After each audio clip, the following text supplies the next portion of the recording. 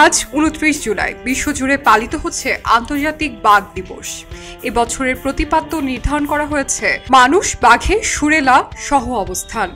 আর বাংলাদেশে দিবসটি পালিত হচ্ছে বাঘের সংখ্যা বৃদ্ধি, সুন্দরবনের সমৃদ্ধি এই স্লোগানে। মূলত বাঘ সংরক্ষণে জনসচেতনতা সৃষ্টি, প্রাকৃতিক আবাসস্থল রক্ষা এবং চোরা শিকার রোধে কার্যকর পদক্ষেপ গ্রহণে উদ্বুদ্ধ করতেই এই দিবসটি পালিত হয়। ২০১০ সালে রাশিয়ার সেন্ট পিটার্সবার্গে অনুষ্ঠিত টাইগার সামিটে দিবসটির সূচনা হয়।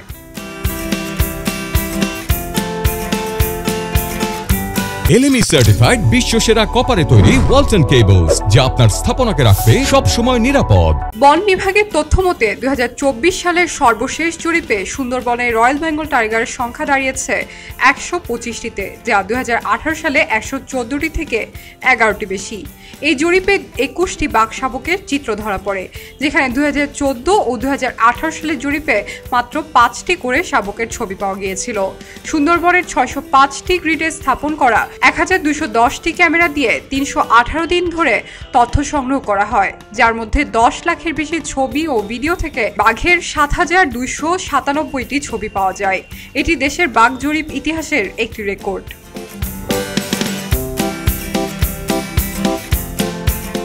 তবে আশার আলো থাকা সত্ত্বেও সুন্দরবনের বাঘ এখন নানা হুমকির মুখে।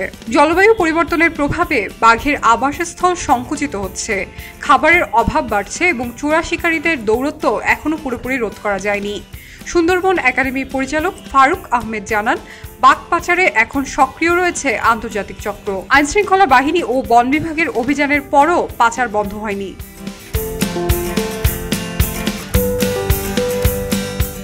বিশ্ব বাঘ দিবস উপলক্ষে রাজধানীর বন বিভাগের হৈমন্তী মিলনায়তনে আজ এক আলোচনা সভার আয়োজন করা হয়। এতে সভাপতিত্ব করছেন প্রধান বন সংরক্ষক মোহাম্মদ আমির হোসেন চৌধুরী। প্রধান অতিথি হিসেবে উপস্থিত ছিলেন পরিবেশ, বন ও জলবায়ু পরিবর্তন মন্ত্রণালয়ের উপদেষ্টা সৈয়দা রিজওয়ানা হাসান। এছাড়াও দেশের বিভিন্ন বিশ্ববিদ্যালয়ের প্রাণীবিদ্যা বিভাগের শিক্ষক ও বাঘ সংরক্ষণে সংশ্লিষ্ট বিশেষজ্ঞরাও সভায় অংশ নিয়েছেন।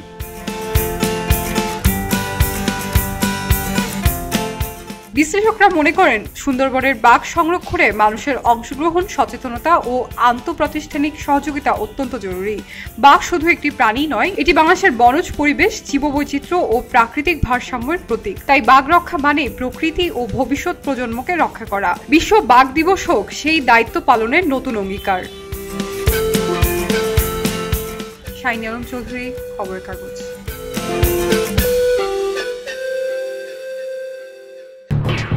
খবরের কাগজ, নিখাদ, নির্ভীক, নিরপেক্ষ।